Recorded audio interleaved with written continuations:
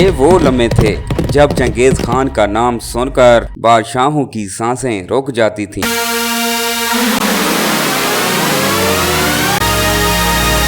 ایک ایسا ظالم فاتح جس کے قدموں تلے بستیاں روند گئیں اور آنکھوں کے سامنے تہذیبیں مٹی میں دفن ہو گئیں۔ اس کی تلوار صرف دشمنوں کے جسم نہیں بلکہ نسلوں کی امیدیں چیرتی تھی۔ منگول صحرا کا یہ بیٹا تاریخ کا سب سے بے رحم باب لکھ گیا۔ آج ہم اسی خوفناک داستان کا پردہ چاک کریں گے جو صدیوں سے دلوں میں دہشت بن کر زندہ ہے۔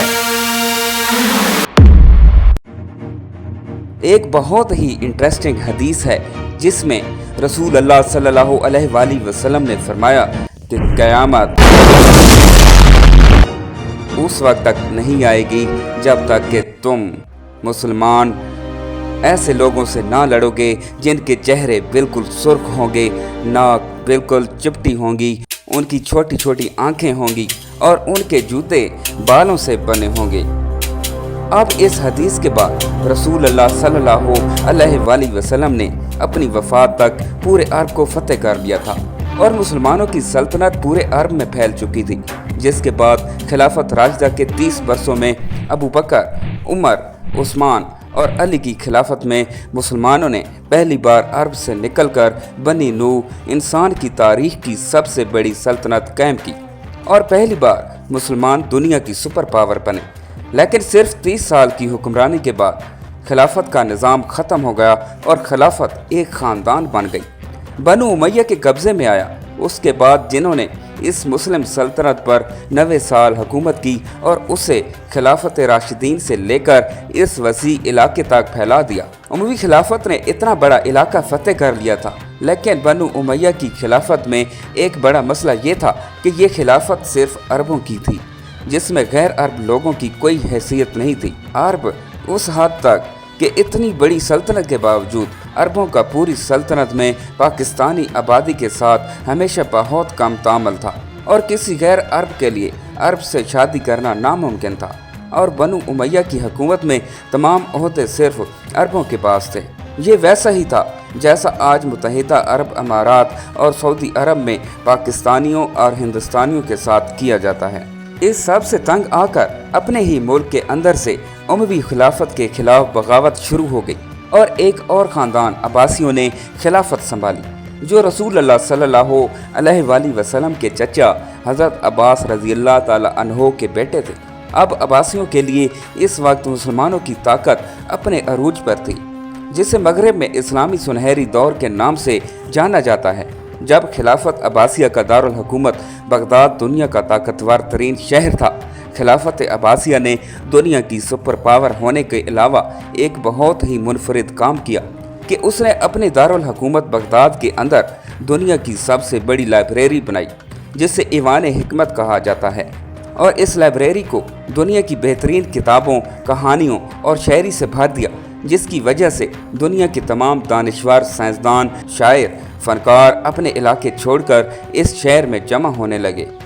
عباسی خلیفہ نے اس ایوان حکمت میں ترجمہ کے لیے ایک حصہ بنایا تاکہ یہاں کے لوگ بیٹھ کر دنیا کے عظیم قدیم لوگوں کی تحریروں کا عربی زبان میں ترجمہ کر سکیں، اور جب یہ ترجمہ شروع ہوا تو آہستہ آہستہ عربی زبان دنیا کی طاقتور ترین زبان بننا شروع ہو گئی، جس طرح آج انگریزی زبان ہے۔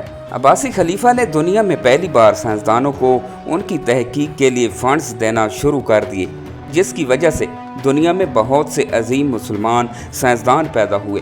بغداد کے اس گھر کی طرح حکمت کے سربراہ کا نام الخوارزمی تھا، جس نے الجبرا کو پہلی بار دنیا میں متعارف کرایا، جس سے آج بھی عالمی سائنس میں بڑی اہمیت حاصل ہے۔ عباسی خلافت میں سائنس کے ساتھ ساتھ فنون نے بھی بہت ترقی کی، اور اس دور میں الف لیلہ جیسی کتاب لکھی جس میں ایسی کہانیاں لکھی گئیں جن پر آج بھی ہالی ووڈ میں فلمیں بنتی ہیں، لیکن مثلا علی بابا اور سنباد وغیرہ مختصر مسلمان دنیا کی سپر پاور تھے اور ان کو چیلنج کرنے والا دنیا میں کوئی نہیں تھا۔ لیکن تاریخ میں جب بھی کوئی امپائر اس سطح پر پہنچتا ہے تو اس سے آگے ایک ہی راستہ ہے، रद्द करना अमवी खिलाफत अकबा अब्बासियों से पहले वाक़ हुई। आज हम जानते हैं कि वहाँ सिर्फ अरबों की खिलाफत थी, लेकिन अब्बासी खिलाफत के बिल्कुल बरअक्स था। इसका मतलब ये है कि खिलाफत के इस दौर में सल्तनत के कोने कोने से लोग हुकूमत में शामिल थे, फारसी, तुर्क, यूनानी सब। और एक अब्बासी खलीफा ने यहाँ तक कि तुर्कों की एक बहुत ही ताकतवर फौज बनाई, सल्जूकी फौज। और ये लश्कर वक्त गुजरने के साथ इस कदर मजबूत हुआ कि खिलाफत अब्बासिया को मजबूत करने की बजाय उसने खिलाफत का सारा कंट्रोल अपने हाथ में ले लिया, जिसके बाद खलीफा सिर्फ नाम रह गया। वो खलीफा थे और मुल्क के तमाम ताकत सल्जूकी फौज के पास थी। ऐसा ही है कि आज किसी मुल्क का वजीर आज़म सिर्फ नाम का वजीर आज़म है और मुल्क की सारी ताकत किसी और के पास है। सल्जूकी फौज की कंट्रोल के बाद इस फौज की वजह से अब्बासी खिलाफत रफ्ता रफ्ता कमज़ोर होती गई और उसकी इस बड़ी सल्तनत में हर तरफ बगावतें होने लगीं, जिसकी वजह से ये इतनी बड़ी सल्तनत छोटे छोटे हिस्सों में बंट गई, जिसकी वजह से पहली बार फ़लस्तीन मुसलमानों से छीन लिया गया। इस सब से कई साल पहले खिलाफत अव्वल के दौर में जब हज़रत उमर रज़ी अल्लाह ताला अन्हो फरजाल शरीफ ये तमाम इलाके फतेह कर रहे थे, चुनांचे उसने ईसाइयों के सबसे ताकतवर शहर यरूशलेम को भी फतेह कर लिया। लेकिन अगले 450 साल तक किसी की भी हिम्मत नहीं हुई थी कि वो फ़लस्तीन मुसलमानों से ले सके। लेकिन जब अब्बासी खिलाफत कमज़ोर हो गए और मुसलमान बहुत छोटे हिस्सों में डिवाइड हो गए, तो उस टाइम का यूरोप क्रिश्चियंस ने फुल फ़ायदा उठाया और यरूशलेम फ़लस्तीन को मुसलमानों के हाथ से छुड़ाने के लिए एक बहुत बड़ी जंग स्टार्ट की। और आखिर 1099 में उन्होंने फ़लस्तीन और यरूशलेम फतेह करने के बाद हज़ारों मुसलमानों, बच्चे, औरतें, बूढ़ों को शहीद कर दिया और उनके घरों को आग लगा दिया। एक किताब में तो ये तक लिखा है कि क्रेसडर्स ने मुसलमान माँ से उनके बच्चे छीनकर बड़ी बड़ी बिल्डिंग से नीचे फेंक दिया। मुसलमानों ने इन क्रेसडर से भागकर घरों और मस्जिदों में छुपने की कोशिश की, लेकिन क्रेसडर ने बजाय उसके उनको निकाला जाए, क्रेसडर ने उन घरों को बाहर से आग लगा दिया, जिससे हज़ारों मुसलमान जलकर राख हो गए। अगर आप सोचेंगे कि इतना जालिम कोई कैसे हो सकता है, तो आज भी फ़लस्तीन में यही सब कुछ एग्जैक्टली इसी तरह हो रहा है। क्रेसडर्स के जुल्म से कुछ ही मुसलमान वहाँ से बचकर निकले और ये मुसलमान मस्जिद अक्सा से उस पुराने कुरान मजीद को भी अपने साथ लेकर गए जो हज़रत उस्मान के दौर में लिखा गया था। इस सब जुल्म के बावजूद दुनिया में मुसलमानों का ऐसा कोई लीडर भी नहीं था जो फ़लस्तीन को दोबारा फतेह कर सके। लेकिन फ़लस्तीन खोने के सिर्फ 40 साल बाद इराक में एक आम से सोल्जर नजमुद्दीन अयूब के घर में एक बच्चा पैदा हुआ। यूसुफ सलाहुद्दीन अयूबी के नाम से याद किया जाता है। सलाहुद्दीन अयूबी 25 साल की एज में अपने चचा के साथ इराक छोड़कर इजिप्ट की तरफ गए और वहां ऐसा ऐसा बहुत लंबी स्ट्रगल के बाद इजिप्ट के बादशाह सुल्तान बन गए। ये बहुत लंबी कहानी है, इसे फिर करेंगे।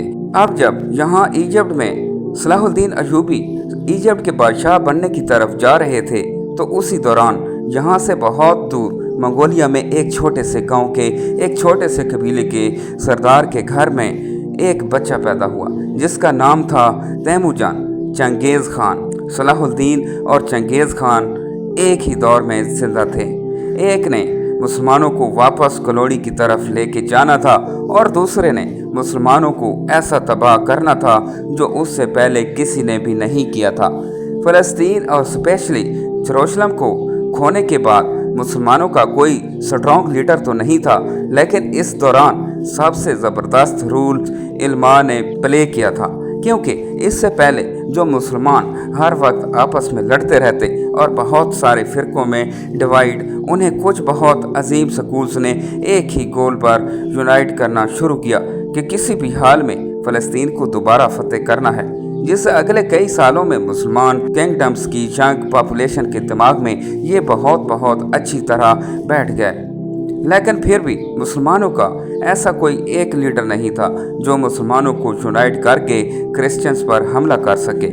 आखिर सलाहुद्दीन अयूबी ने इजिप्ट का सुल्तान बनने के बाद पहले तो क्रिश्चियंस के एक ग्रुप से डील कर ली कि अगले 10 साल तक बिल्कुल अमन होगा और हम एक दूसरे पर हमला नहीं करेंगे।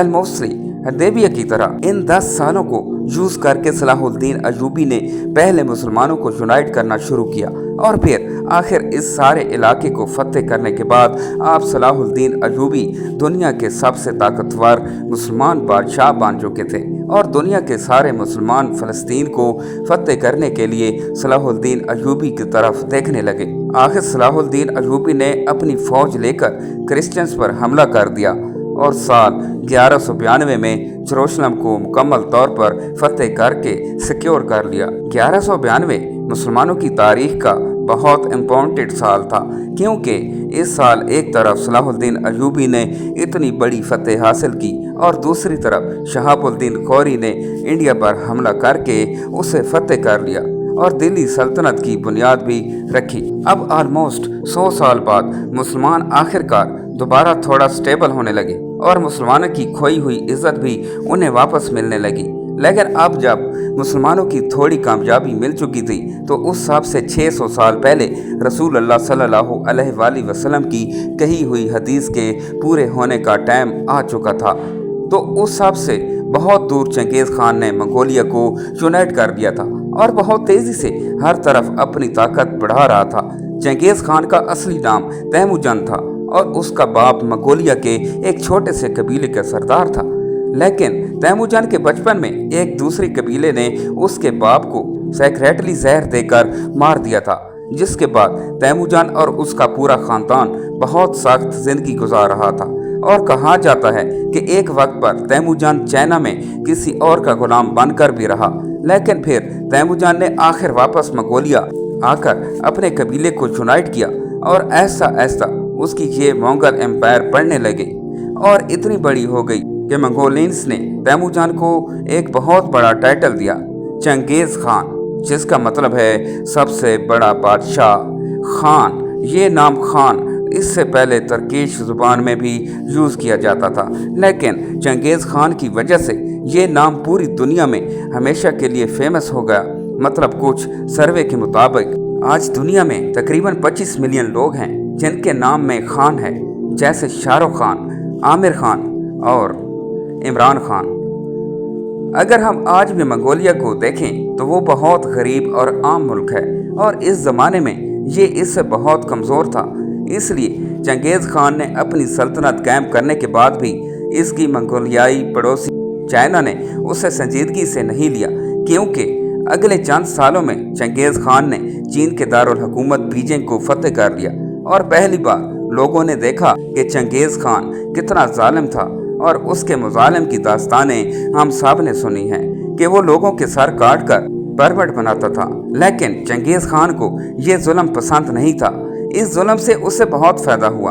उसका मतलब ये है कि उसने अपनी पूरी फ़ौज को 10 आदमियों के ग्रुपों में तकसीम किया और फिर 10 से 100 और फिर 100 से 1000 और 1000 से 10,000 के ग्रुप। अब चंगेज़ खान ने अपनी फ़ौज के लिए एक असूल बना दिया था कि अगर 10 आदमियों के ग्रुप में से एक भी लड़ने में नाकाम हो जाए तो अगर वो भाग गया तो उसके ग्रुप के बाकी 9 अफराद के सर काट दिए जाएंगे, जिसकी वजह से चंगेज़ खान की फ़ौज के सिपाहियों ने एक दूसरे को लड़ाई से भागने नहीं दिया और जिसने भागने की कोशिश की उसे उसकी अपनी फ़ौज ने मार डाला।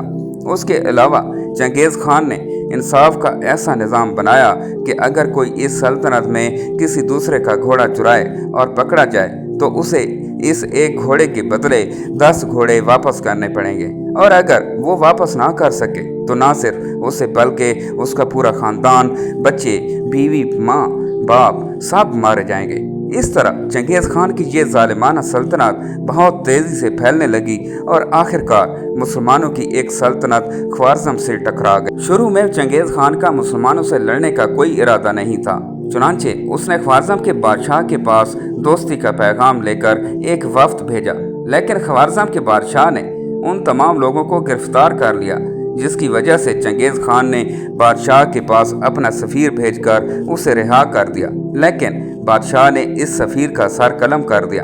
अब ये बहुत बड़ी बात थी। सफ़ीर को कत्ल करना इस्लाम और दुनिया के हर कानून में संगीन जुर्म है। चंगेज़ खान को जब मंगोलिया में इस बात का इल्म हुआ तो वो बहुत खुश हुआ और अब उसकी इज़्ज़त का भी सवाल था, चुनांचे वो अपनी सबसे बड़ी फौज 1 लाख की फौज के साथ ख्वारज़म की तरफ रवाना हुआ और यहाँ अगले 100 साल मुसलमानों और मंगोलों के दरमियान गुजरे की जंग शुरू हुई। चंगेज़ खान ने ख्वारज़म की इस पूरी सल्तनत को जल्द ही तबाह कर दिया और हर शहर को फतेह करने के बाद वहाँ की पूरी आबादी का सर कलम कर दिया और उनके अहराम बनाए। तो सारी दुनिया जानती है कि चंगेज़ खान से फंडा लेना कोई आसान काम नहीं है। चंगेज़ खान के हमले से पहले ख्वारज़म सल्तनत, जिसमें आज अफ़गानिस्तान, उज़्बेकिस्तान और ताजिकिस्तान जैसे इलाके शामिल थे, और चंगेज़ खान के हमले के बाद यहाँ की आबादी कम होकर सिर्फ 2 लाख रह गई। यानी चंगेज़ खान ने 18 लाख मुसलमानों को शहीद किया था। इन इलाकों को फतेह करने के बाद एक दिन चंगेज़ खान ने तमाम मुसलमानों को एक मस्जिद में जमा किया और फिर खुद मिंबर पर चढ़कर तमाम मुसलमानों से कहा कि मैं तुम्हारे खुदा की तरफ से तुम पर अजाब भेज रहा हूँ। इसके बाद मंगोल सल्तनत मज़ीद बढ़ी और यहाँ तक कि रूस को फतेह कर लिया। लेकिन इसी दौर में चंगेज़ खान मंगोलिया में पैदा हुआ और उसने अपने बाद अपने बेटे ओगोदे को बादशाह बनाया और अपनी पूरी सल्तनत अपने बेटों में तकसीम कर दी। लेकिन चंगेज़ खान के जाने के बाद भी मंगोल सल्तनत हर तरफ फैलती रही और आखिरकार कई साल बाद चंगेज़ खान के पोते हलाकू खान ने एक और बहुत बड़ी फ़ौज तैयार की और उसके साथ खिलाफत के दारुल हुकूमत बगदाद अब्बासी की तरफ बढ़ना शुरू कर दिया, जो इस वक्त दुनिया का सबसे बड़ा और ताकतवर शहर था। अब ज़रूरत इस बात की थी कि इस वक्त के मुसलमान मुत्तहिद होकर मंगोलों के खिलाफ लड़ते। लेकिन उस वक्त के मुसलमान इतने फ़िरक़ों में बढ़ चुके थे कि वो मंगोल सल्तनत से लड़ने से ज़्यादा आपस में बहस मुबाहिसे में दिलचस्पी रखते थे।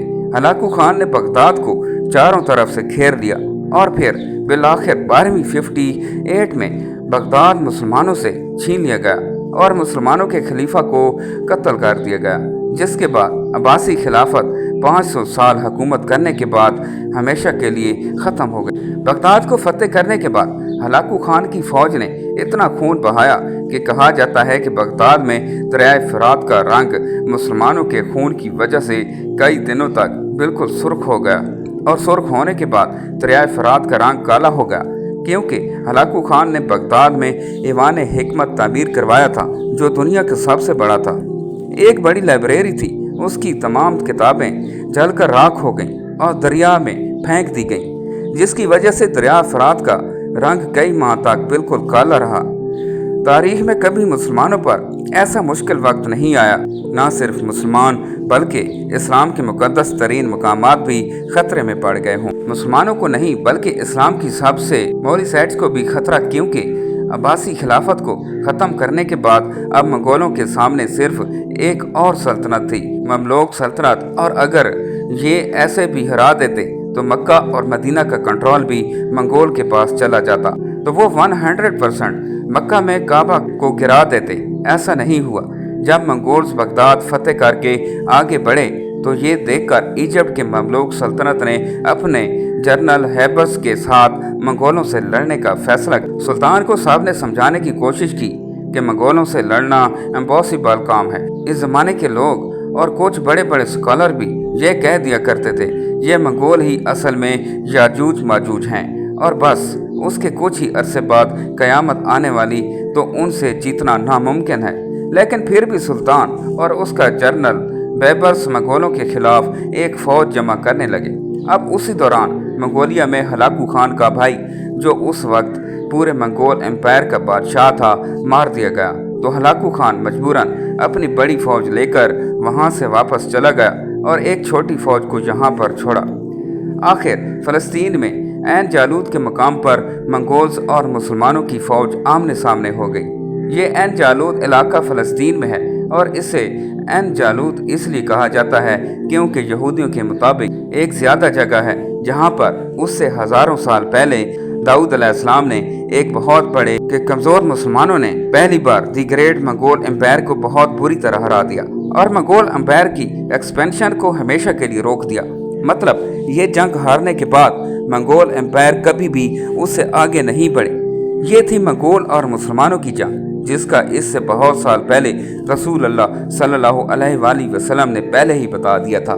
जो आखिर एन जालूद की जंग के साथ ख़त्म हो गए। लेकिन फिर भी मुस्लिम दुनिया के एक बहुत बड़े हिस्से पर मंगोल्स का कंट्रोल था और उन्हें दुनिया में कोई भी चैलेंज नहीं कर सकता। लेकिन फिर ऐसा ऐसा यही मंगोल यहाँ के रिलीजन इस्लाम को स्टडी करने लगे और आखिर इतना इम्प्रेस हुए कि सारा मंगोल ख़ानदान जो इन इलाकों में आबाद था मुसलमान हो गया और ये सारे इलाके दोबारा इस्लाम की कंट्रोल में हैं। अगर आप चंगेज़ खान की औलाद के सारे नाम लिखें, उन सारे के नाम बिल्कुल मंगोल नाम जैसे कि ओगदा, जोची, हलाकू हैं, लेकिन ऐसा ऐसा उनके नाम मंगोल से मुसलमानों के नाम जैसे हो गए।